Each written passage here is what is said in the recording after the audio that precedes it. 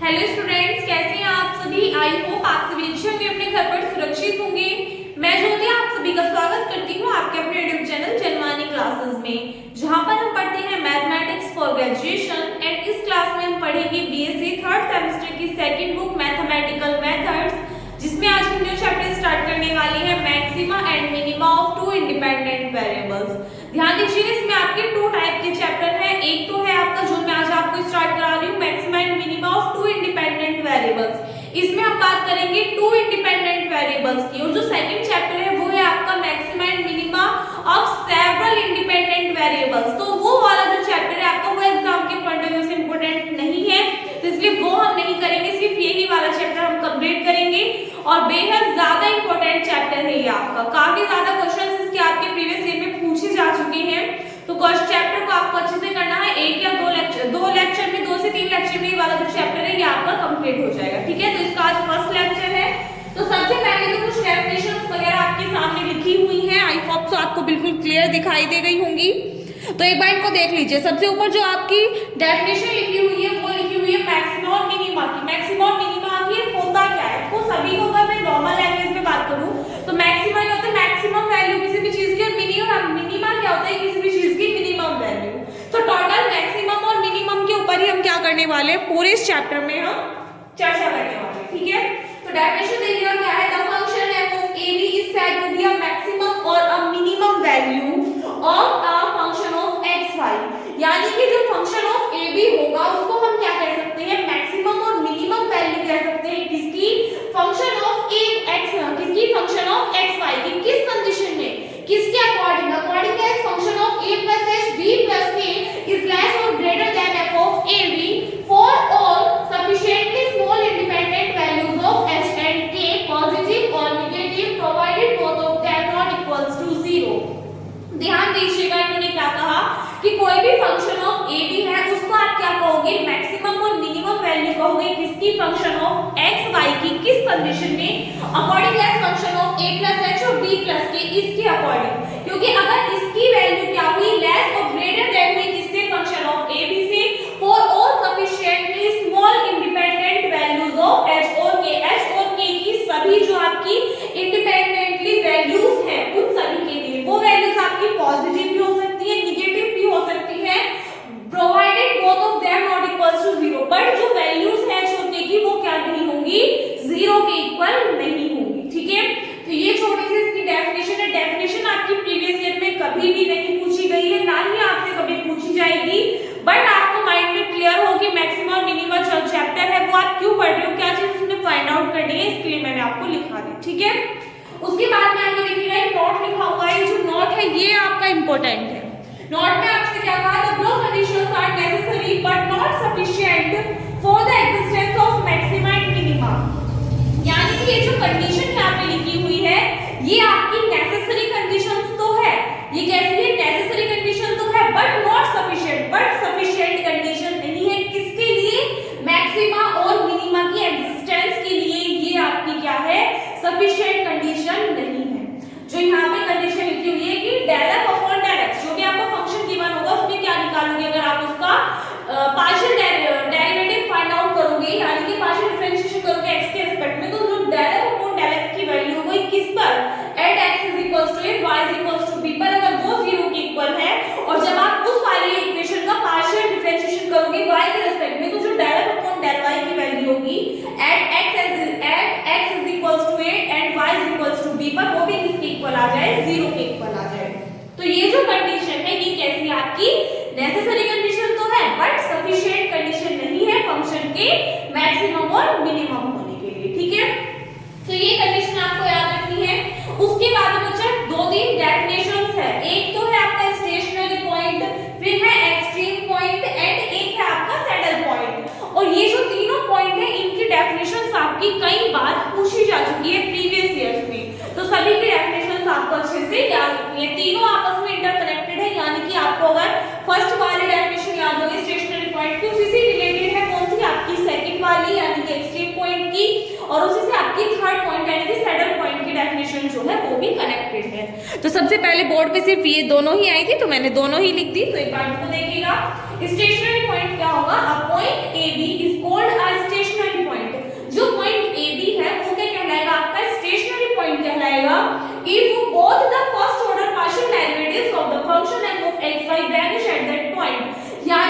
अगर दोनों के दोनों जो पार्शियल ऑर्डर डेरिवेटिव होंगे कौन कौन से होंगे, देखिए जो आपको फंक्शन गिवन होगा वो किस फॉर्म में गिवन होगा, फंक्शन ऑफ एक्स वाई के फॉर्म में गिवन होगा, ठीक है। जब आप उसका पार्शियल डेरिवेटिव निकालोगे तो एक बार तो उसका पार्शियल डिफरेंशिएशन करोगे x के रिस्पेक्ट में, एंड सेकंड टाइम आप उसका पार्शियल डिफरेंशिएशन करोगे किसके रिस्पेक्ट में, y के रिस्पेक्ट में। तो दोनों जो इसके पार्शियल डेरिवेटिव होंगे वो कैसे होने चाहिए, वैनिश होने चाहिए उस पॉइंट पर, ठीक है। तो वो पॉइंट क्या कहलाएगा आपका, स्टेशनरी पॉइंट, यानी कि जो फंक्शन ऑफ एक्स वाई आपको गिवन है उसके आप दो पार्शियल डेरिवेटिव निकालोगे तो उस कंडीशन में जो पॉइंट ए बी होगा वो क्या कहलाएगा, स्टेशनरी पॉइंट कहलाएगा, अगर वो पॉइंट कैसे होंगे, वैनिश होंगे उस पॉइंट पर, ठीक है। नेक्स्ट क्या है, एक्सट्रीम पॉइंट। एक्सट्रीम पॉइंट क्या होगा, a stationary point which is either a maximum or a minimum is called a extreme point, यानी कि वो स्टेशनरी पॉइंट जो या तो कैसा हो, मैक्सिमम हो या फिर कैसा हो, मिनिमम हो, वो क्या कहलाएगा, एक्सट्रीम पॉइंट कहलाएगा।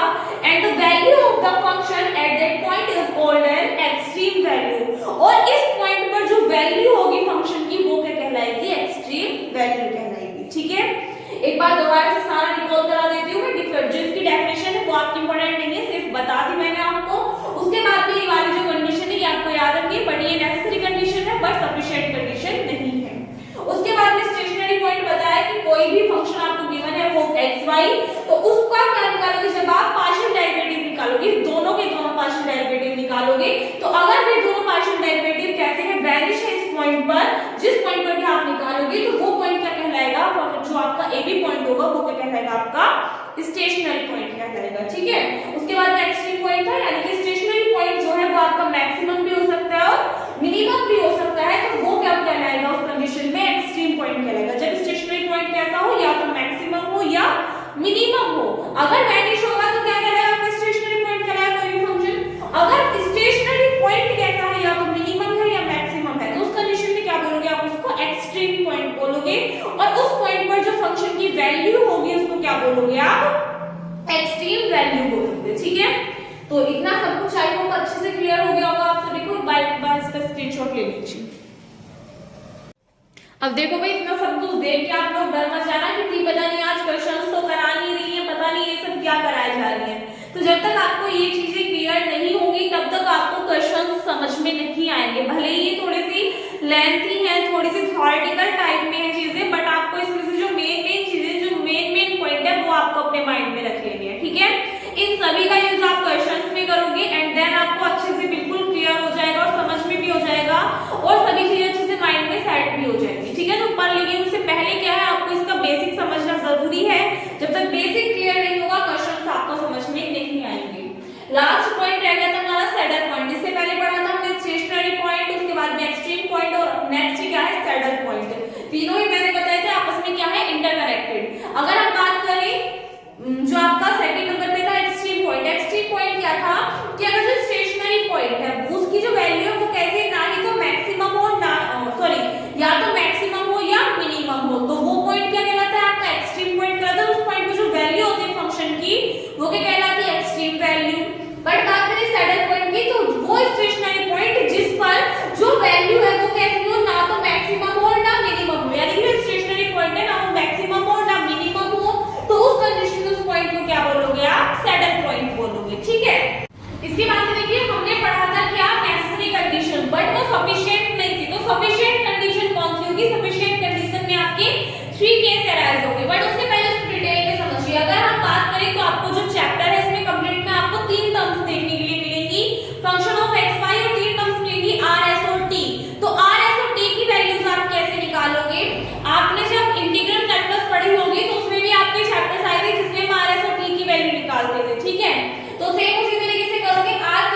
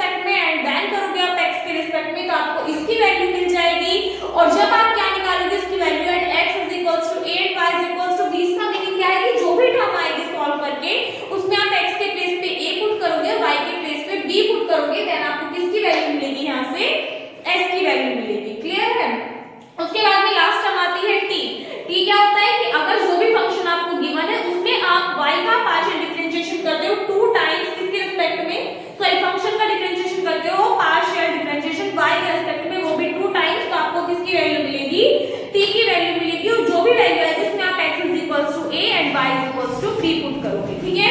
तो आपको याद रखना है कि जो भी फंक्शन आपको गिवन है, अगर आप उसमें पार्शियल डिफरेंशिएशन कर रहे हो 2 टाइम्स, x के रिस्पेक्ट में करोगे तो r की वैल्यू मिलेगी और y के रिस्पेक्ट में करोगे तो t की वैल्यू मिलेगी, और अगर एक बार y के रिस्पेक्ट में और दूसरी बार x के रिस्पेक्ट में करोगे तो किसकी वैल्यू मिलेगी, s की वैल्यू मिलेगी, ठीक है। उसके बाद में देखिए, अगर मैं बात करूं नेसेसरी कंडीशन, तो नेसेसरी कंडीशन कौन सी थी, ये वाली थी कि अगर del f upon del x की value at x is equals to a and y is equals to b पे किसके इक्वल आ जाए, 0 के इक्वल आ जाए, and del f upon del y की value at x is equals to a and y is equals to b पे 0 के इक्वल आ जाए, तो ये क्या थी, नेसेसरी कंडीशन थी किसके लिए, फंक्शन के मैक्सिमम और मिनिमम होने के लिए, बट सफिशिएंट नहीं थी, है ना।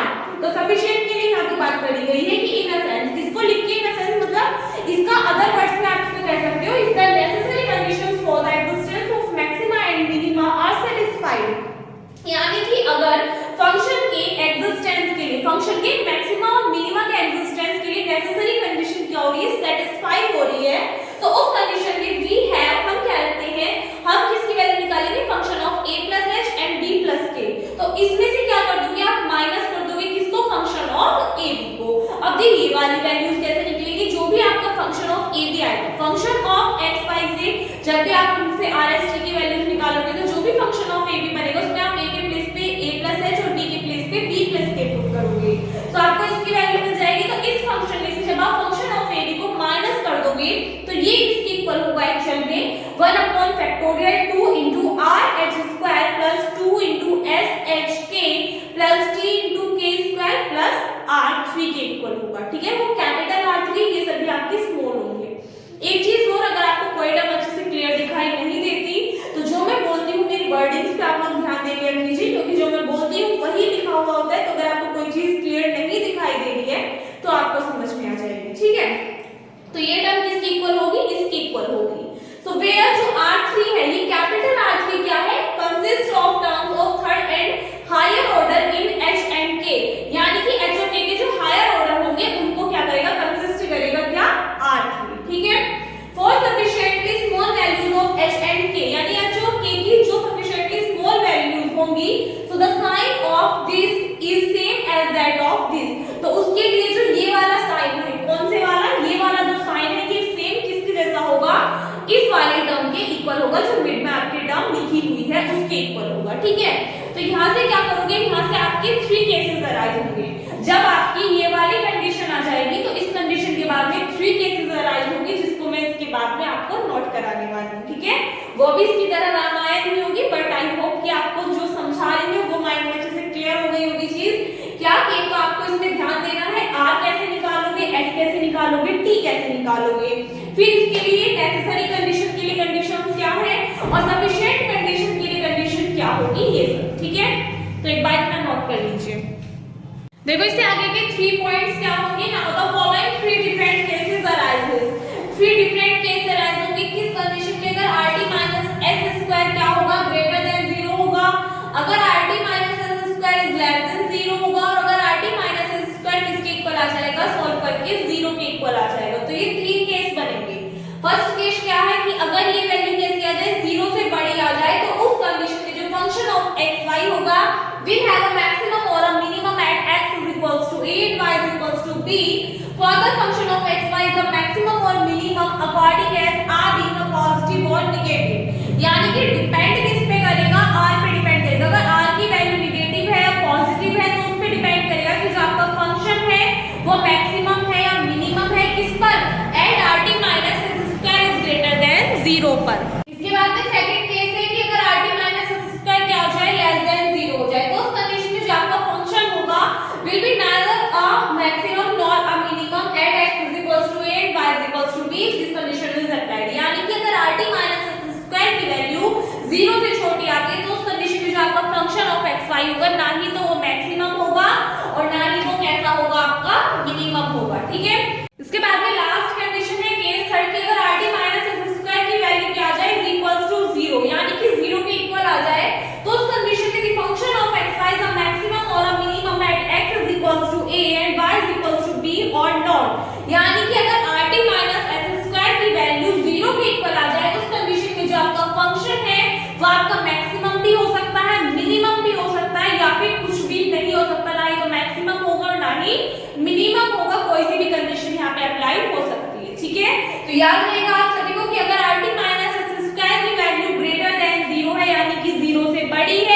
तो माइंड में बांध लो, उस कंडीशन में जो आपका फंक्शन है वो मैक्सिमम भी हो सकता है, मिनिमम भी हो सकता है। डिपेंड किस पे करेगा? आर पे डिपेंड करेगा कि आर की वैल्यू जो है वो निगेटिव है या पॉजिटिव है। बट अगर rt माइनस एस स्क्वायर क्या है, लेस देन 0 है, यानी कि 0 से छोटा है, तो उस कंडीशन में जो आपका फंक्शन है ना ही तो वो मैक्सिमम होगा और ना ही वो मिनिमम होगा। बट अगर rt माइनस एस स्क्वायर की वैल्यू इज इक्वल्स टू 0 है, यानी कि 0 के इक्वल है, तो उस कंडीशन में जो आपका फंक्शन होगा वो आपका मैक्सिमम भी हो सकता है, मिनिमम भी हो सकता है, या फिर कुछ भी नहीं हो सकता। ठीक है, तो वही इससे आगे एक बार इसका स्क्रीनशॉट ले लीजिए। ठीक है, तो आई होप कि जितना आपको करा दिया वो आपको अच्छे से माइंड में सेट हो गया होगा। एक बार दोबारा से आप इसको पढ़िएगा। कल को क्लास लेने से पहले आप क्या कीजिएगा, इसका रिकॉल कीजिएगा। तो दोबारा से जब आप इसको पढ़ोगे, दोबारा से इसका रिवीजन करोगे एक बार, तो आपकी ये चीज माइंड में बैठ जाएगी। फिर आप इस पे बेस्ड क्वेश्चंस करोगे तो अच्छे से सब कुछ क्लियर हो जाएगा। ठीक है, कल को इस पे बेस्ड कुछ जो इंपॉर्टेंट एग्जांपल्स वगैरह है वो करेंगे, फिर अपनी एक्सरसाइज स्टार्ट करेंगे। 2 लेक्चर में आपका ये वाला जो चैप्टर है ये फिनिश हो जाएगा। आई होप आपको आज की वीडियो अच्छी लगी हो। वीडियो अच्छी लगी तो भाई वीडियो को लाइक कर दिया करो, ताकि ज्यादा से ज्यादा स्टूडेंट्स क्या करें, देख ले वीडियो को। देखो अगर लाइक करते तो बच्चे सोचते पता नहीं कुछ है भी या नहीं भी है। तो इसलिए एक तो बच्चों के समझने के लिए, एक मेरे समझने के लिए कि आपको वीडियो अच्छी लग भी रही है, समझ में आ रहा है या नहीं आ रहा, तो इसके लिए वीडियो को लाइक कर दिया करो। इसके कोई भी पैसे नहीं मिलते हैं। अगर आप चैनल पर नहीं हो या फिर अभी तक आपने चैनल को सब्सक्राइब नहीं किया है तो चैनल को सब्सक्राइब कर देना, ज्यादा से ज्यादा वीडियो को शेयर कर देना, ताकि ज्यादा से ज्यादा स्टूडेंट्स हमारे साथ में जुड़ सके, हमारी फैमिली बड़ी हो सके और ज्यादा से ज्यादा स्टूडेंट्स इन वीडियोस का बेनिफिट ले सके। इस वीडियो में बस इतना ही, मिलते हैं नेक्स्ट वीडियो में। तब तक के लिए घर पर रहिए, सुरक्षित रहिए, धन्यवाद।